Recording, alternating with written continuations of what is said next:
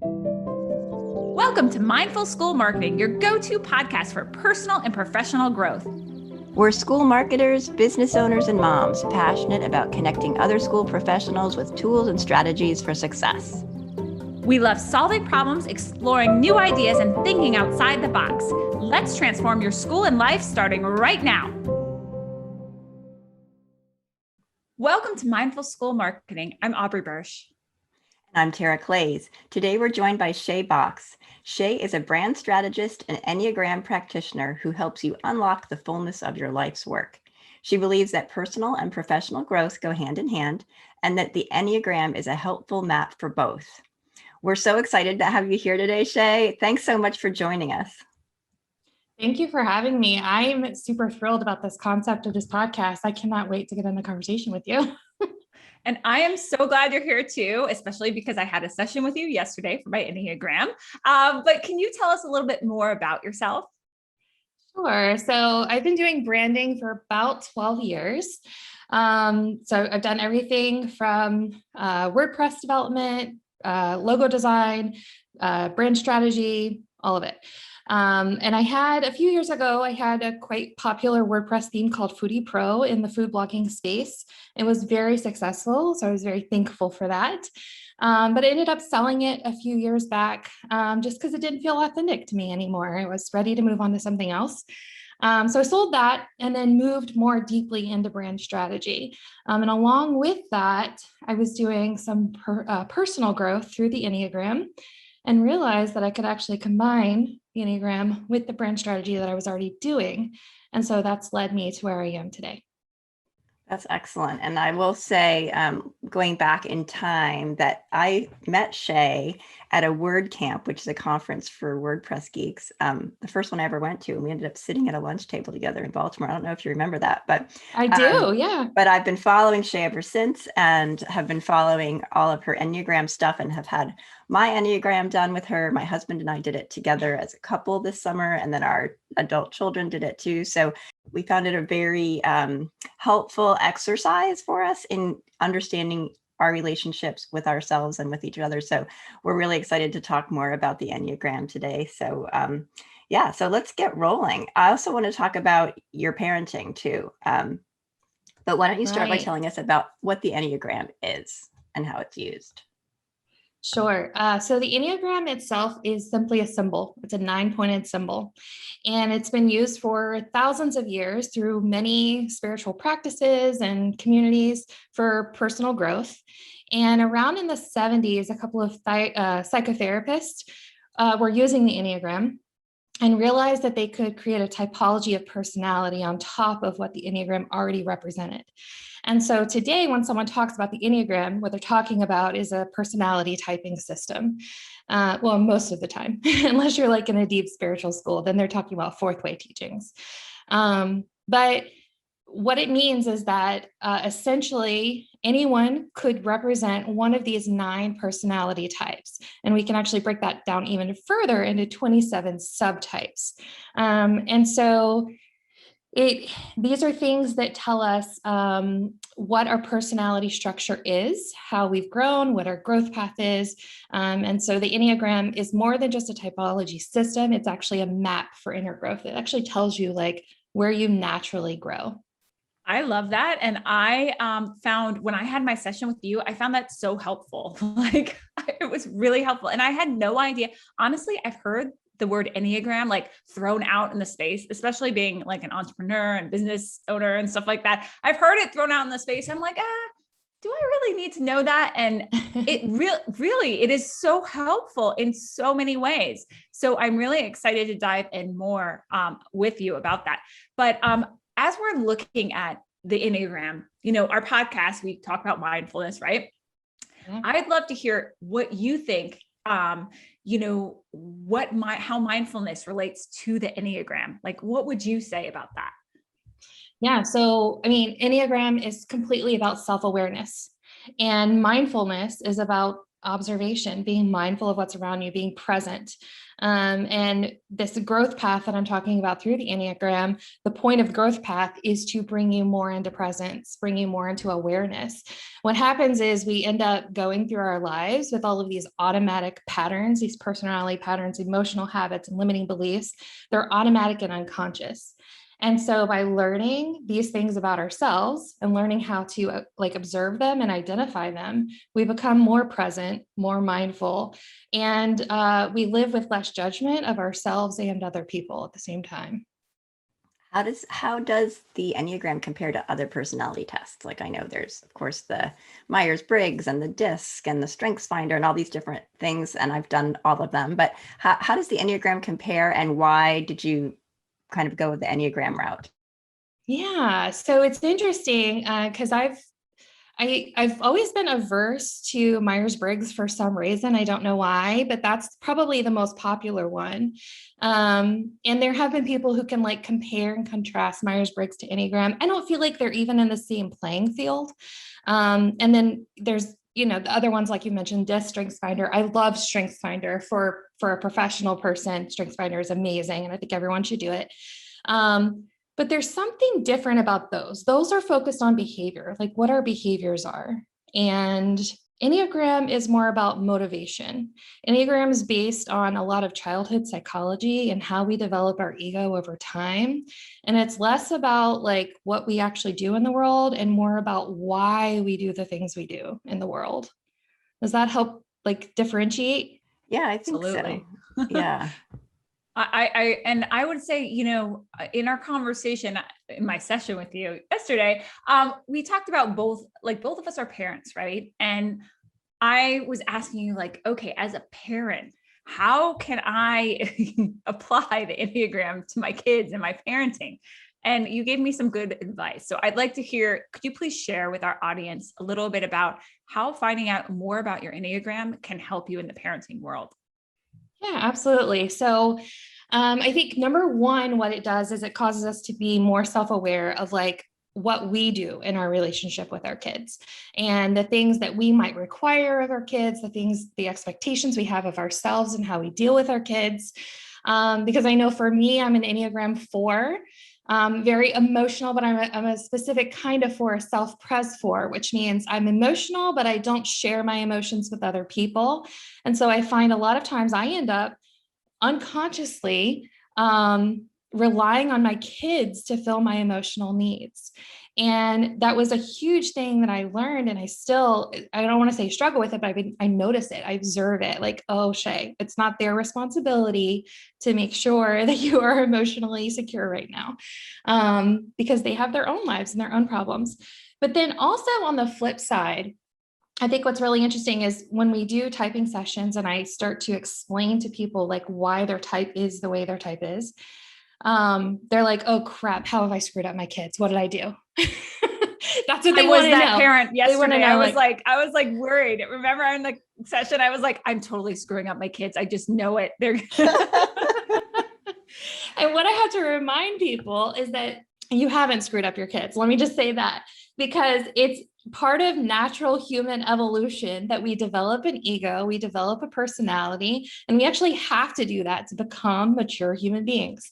And so every single personality structure is based on some core unmet need during childhood. And what we can drill these unmet needs down to are 3 things. If we look at the 3 centers of the Enneagram, we can see that there are 3 core unmet needs. Now, there's more intense unmet needs underneath those, but 3 core unmet needs are for holding, mirroring, and safety. So as parents, if we're constantly just doing our best to create space for our kids and have them know that they are valuable in the space that they're in, if we can mirror their emotions back to them, and if we can make sure that they feel safe and secure, then we're doing everything we could possibly do. And so that's the only tip I can give for parenting. I'm in the midst of parenting now. I don't get it right most of the time, so I can't say that I know what I'm doing there. But I do know that these 3 core things are what cause most of the the pain and strife in the human experience. And so if we can try to focus on those three things in our kids, then we're doing better and trying to heal a little bit through their generation. Yeah. Yeah. Have you done the profile for your kids? You know what their Enneagrams are? Can you do that for children? What age? I mean, are we born with whatever we are? So that's, this is a hot debated topic. So there are some people who think you can type your kids as early as 7, because 7 is the age where we really like our personality structure is pretty set by the time we're 7, but we continue to grow our ego, develop our ego through our early 20s. And so like, for instance, my oldest, I thought he was an 8 for the longest time. I was like, I swear he's an 8. This kid is an 8. And now he's like 12 and I'm like, wow, maybe he's a 7. Oh my gosh, he might be a 7. So I don't think you can really know. Uranio Paez is a great Enneagram teacher, and he says that children are much closer to essence. And so they're going to exhibit traits of their arrow points far more easily than their core personality type. So I think with kids, you just don't know. My opinion is you just don't know. All you can do is try to love and support them, create space for them, create safety. And then when they're adults, they'll do this work on their own, because that's another key thing is Enneagram work is self-development work. We can't do this work on behalf of anyone else. We can only do it on behalf of ourselves.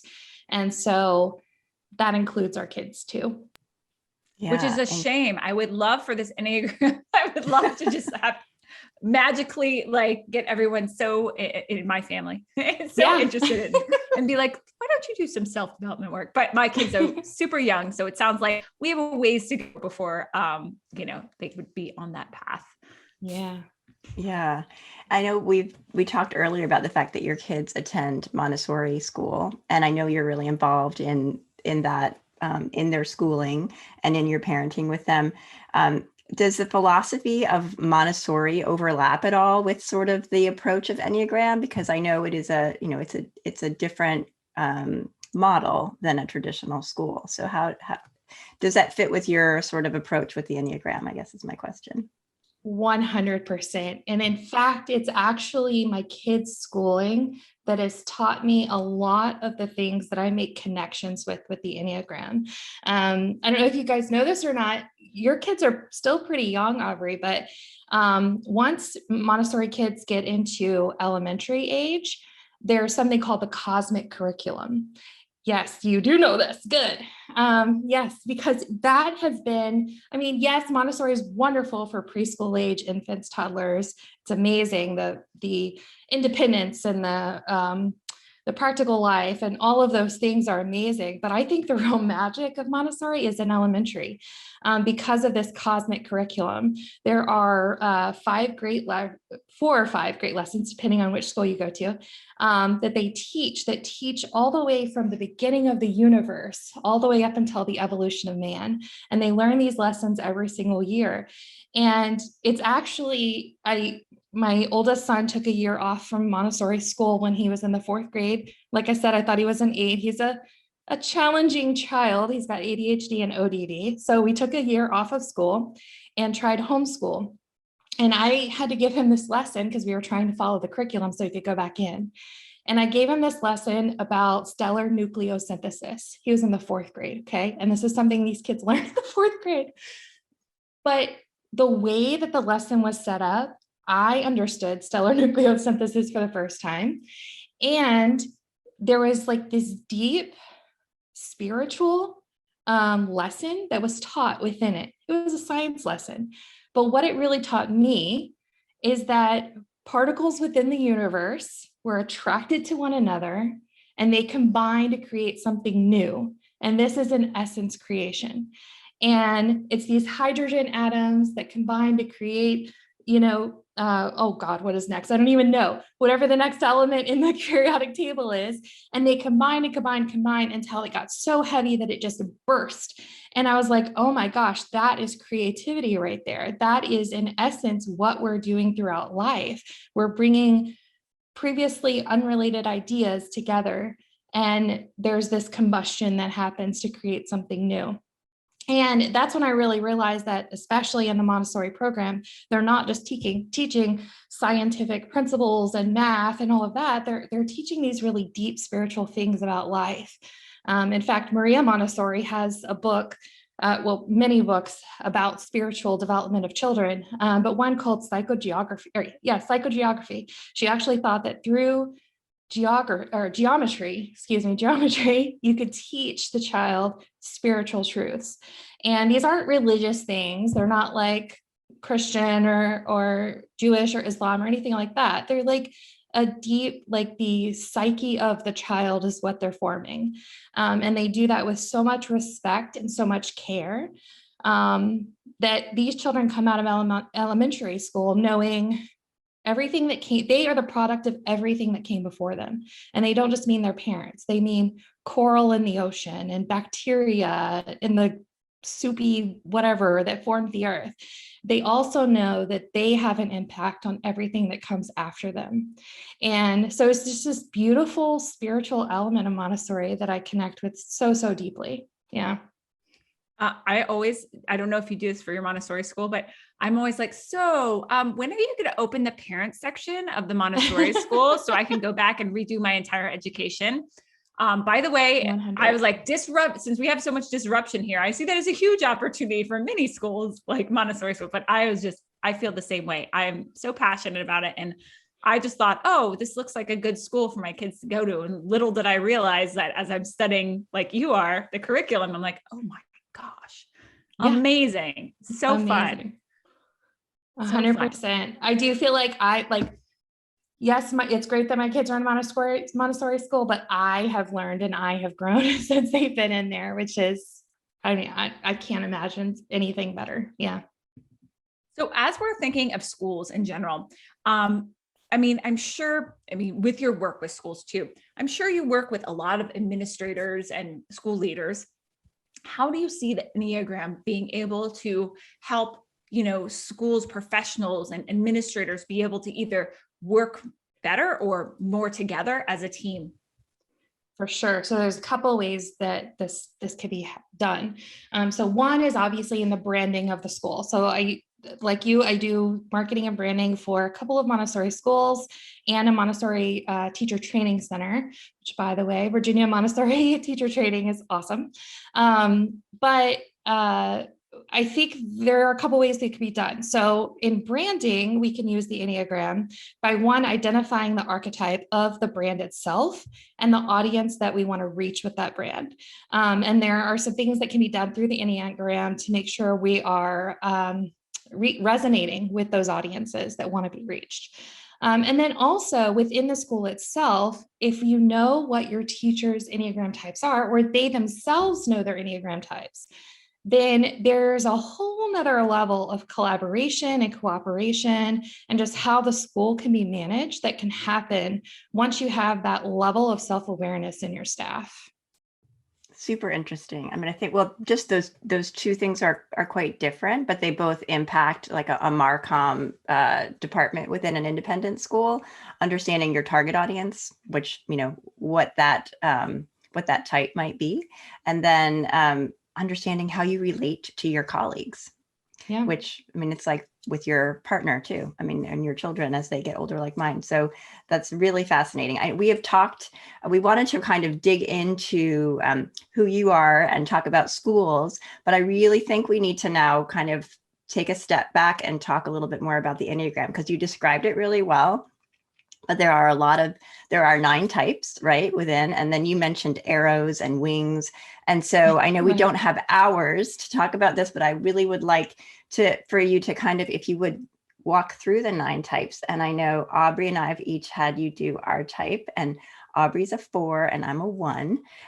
So maybe you can talk a little bit about those specifically, but kind of go through 1 through 9 in a cursory way. Sure, I could do it really quickly, just go through them, and then we could talk about your types. So we'll start with the body types, which are 8, 9, and 1.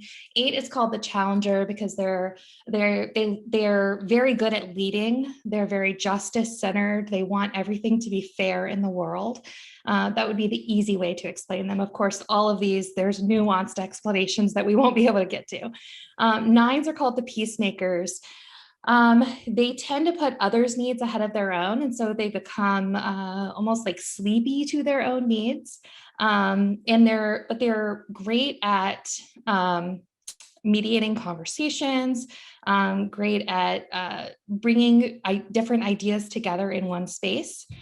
So they're called the peacemakers. And type 1s are also very justice centered. These are called the perfectionists. They seek out imperfections in the world and find ways to create perfection from them. So they're very detail oriented. These are people that want to bring more goodness into the world. Let's just put it that way. And then we have the heart types. Heart types are 2s, 3s, and 4s. 2s we'll call the pleasers or the befrienders, as Beatrice Chestnut calls them. These are people who really are relationship focused, and their whole world almost revolves around creating relationships, creating friendships, befriending people, and getting needs met through some kind of mutual action. And then there are the type 3s. Type 3s are called the achievers. These are people who are super efficient. They are the goal winners of the world. They're very goal oriented and always need to be working towards something. It seems like they have a big issue with slowing down and just being instead of doing. And then we have the type 4s, which are, we could call them the individualists, the meaning makers, or the artists of the world. Not all 4s are creative though, so that can kind of be a misnomer. But 4s are deeply emotional, very empathic. Not all 4s share their emotions, but they experience a lot of emotions. And these are the people that see like true deep beauty in the world. They're always looking for substance and depth. And then we have the head types, which are 5, 6, and 7. 5s are the observers. These are people who care deeply about gaining more knowledge, observing what's going on around them, but they're also can build a castle around themselves at times and create distance between themselves and others. The 6s are the loyalist, is what we call them. They are really concerned with safety. They're excellent troubleshooters. They can see problems coming from a mile away. But they can experience some anxiety because of that gift of being able to think about what might be coming. And then we have the 7s that are also head types. These are like party people. They're the life of the party, really. I have lots of fun 7s in my life, and I don't know what I would do without them because they just think everything's so fun and everything's awesome. They're eternal optimists. So that's 8 to 7 around the Enneagram would be like the basic introduction to all the types. Yeah. So I'm curious, Tara, since you learned you were a 1, what was the thing that you were like, this is the thing that defines me, or what did you learn that was most surprising? Even when you go through those descriptions, for me, I still like think that I'm a 3 because I feel like I just feel like that description is me, but I don't like it. I think I remember I was so relieved to learn that I was not a 3 because I just didn't want, I guess maybe those are the things you don't like about yourself. So I appreciate the fact that I'm a 1 because I am very perfectionist and I do like to, find things that aren't working and fix them. So that definitely does fit me. I do definitely have some of that can't stop, always going, doing kind of part too. So talk about how, I'm sure that people have different elements of different numbers, right? And so the one that rises to the top is the one that you are. Is that how that works? Talk a little bit about how the numbers relate and how you can have more than one, or what those wings and arrows are. For sure. So you only have one core personality type. But here's the thing, we come into the world in a unitive consciousness. So when we're born as babies, we actually think we're part of our mother's body. And it takes us a little while to realize we're this separate being. Well, that continues beyond our physical body and towards our mental states and our emotional states, and realizing that we are this separate individual spiritually from everyone else. And so that is what happens when we create personality. And so it's almost like, think of the Enneagram symbol, which I have on here. Think of the Enneagram symbol. You are this whole entire thing. But what happens is you get really scared, or some trauma happens in some way in your childhood, and you go over to one number and you sit down and you're like, oh, this feels safe and comfortable here. I'm going to stay here for a while. And your personality type keeps you safe in the world. It helps you to grow. It does what it needs to do. The difference is we're not 7-year-old kids who need safety anymore. We're like grown adults who are in control of our own lives. And so what we start to do through the Enneagram work is learn how to break out of that box and realize that who we are, the essence of who we are, is much bigger than this one personality type. And so, for instance, Tara, for you, you're a 1. So you have 2 wings, 9 and 2, which means sometimes you could take on some strategies of the 9 and 2 to be a more mature whole person. You also have arrows to 7 and 4. And so there are qualities of 7 and 4 that you take on either unconsciously or consciously when in stress or in growth, to have other outlets. Like, you can't just be a perfectionist your whole life. Sometimes you have to relax and have a party. Sometimes you have to go deep into your emotions and create something. These are things that make up your whole human being, your fully human self. You're not just one type, but your personality, your ego structure is based off of one particular Enneagram type. That was so amazing. And I will say, similar to Tara, so first of all, I took like 15 Enneagram tests online, and I hated the results of all of them. They were pointing me as an 8 and a 5. And so when we had our session, I was pleasantly surprised to hear as a 4, although I wasn't thrilled with being a 4 because I wanted to be the 3, because all the cool entrepreneurial people are 3s, at least in my mind. But once you explained the 4, I was like, oh yeah, that's me. And so I think when you were talking about the 4 for me, what did you say? Like, you said my coping strategies, or my way to balance out my 4 to be able to better serve. I forgot what I would have to look like. What are my arrows that I would, and how would that look? Yeah. So I'll show this again. So you're a 4. So your wings are 5 and 3, which is why 5 came up for you on the test. You are very knowledge driven. Like, you like to research and stuff. But then you also have arrows to 1 and 2.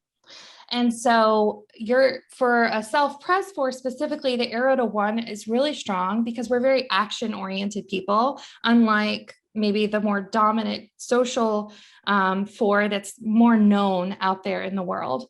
And so, yeah, so you have these paths to 1, 2, 3, and 5 that are all available to you, and you naturally go to them unconsciously, but you can also consciously go to them to take on higher aspects of those types, the more positive, truly gifted pieces of those types. Yeah. That was so totally go to that 3 then, Aubrey. You can take it. You can have the 3. I don't want it. But I mean, that's truly, I think what that points to is me trying to self-diagnose myself on all those online tests.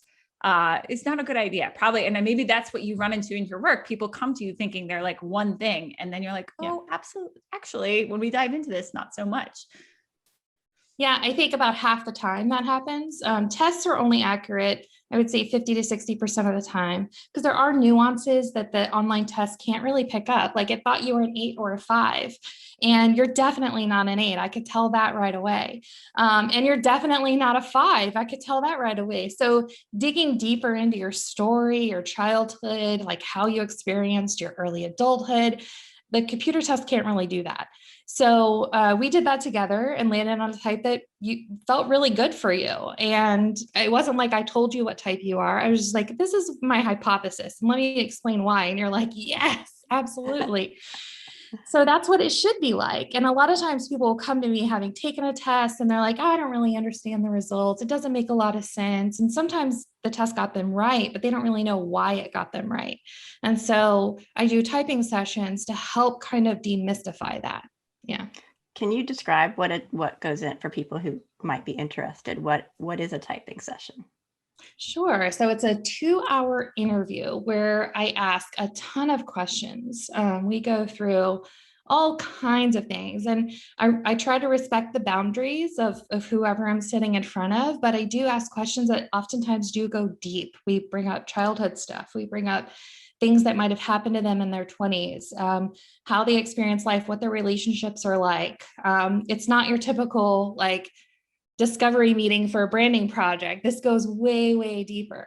And so I get those answers. I make connections, notes for myself on a sheet of paper, and then I show them 2 types. And I say, I think you could either be this one or this one. And then we talk about what those 2 types are. And then oftentimes they'll pick the one that I thought they were. And we'll talk about it. And I'll say, okay, I think this is why. And we explain it. We break down the type. We talk about wings and arrows. We talk about coping strategies, how to move forward. And hopefully it's like a catalyst for really doing deep work with the Enneagram going forward. Because this isn't something you do one time. That's like, oh, that was great. I'm self-aware now. No, it's like just the start of it. And then we can keep going with it for years, for our entire lifetimes, really. Yeah. That's great. It's all about the constant learning that is life, right? And Yes. this personal and professional growth we have to go through. Well, time is flying by. We'd love to ask you some questions that we ask all our guests. So are you ready? Sure, go for it. All right.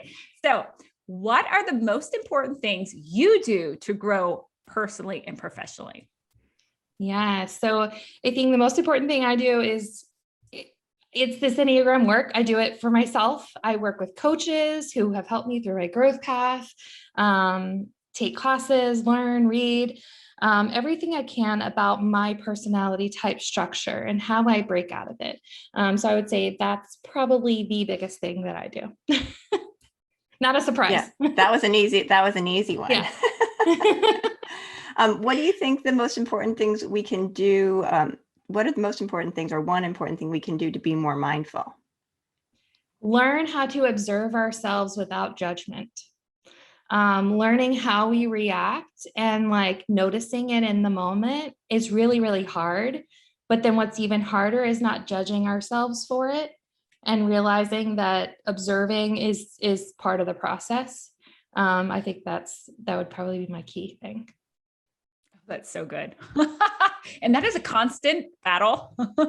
Especially for a 1, I think. Yeah. Always like, for sure. But thank you. And so now we like to end our chats with some rapid fire questions. So I'm very curious about this. What is like one book that has made an impression on you that you would want included in the high school curriculum? With a high school curriculum, I was thinking little kid books.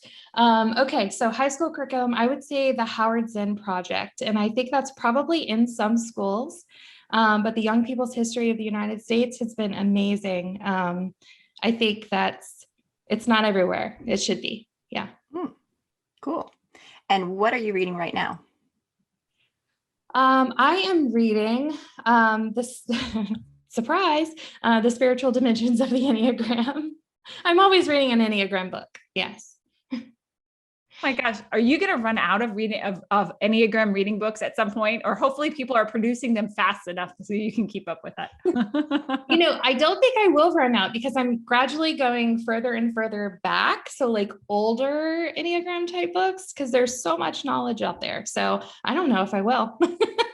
That's true. I didn't even think about that because it's pretty much timeless. I mean, I'm sure there are new nuances and things, but it is in essence like been here for a long time, right? So yeah. And I want to get back to the root of it. I don't want it to be like I'm a 4. I can't do what everybody else is doing. I need to get back to the root of it.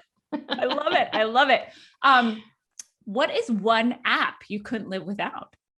Yeah. So I think I'm going to go with Lightroom. It's the Adobe photo editing app. I don't think I could live without that. Nothing to do with mindfulness. It's probably vain as heck, but I edit all of my photos and I have to. Yeah, you do some beautiful photographs, your photos of your Oh, thank kids. you. I love following you on Instagram. Okay, our last question is, what is one great piece of advice that you can leave us with, Shay? One great piece of advice. I didn't think about this. We remember that we're all tender mammals with evolutionary potential.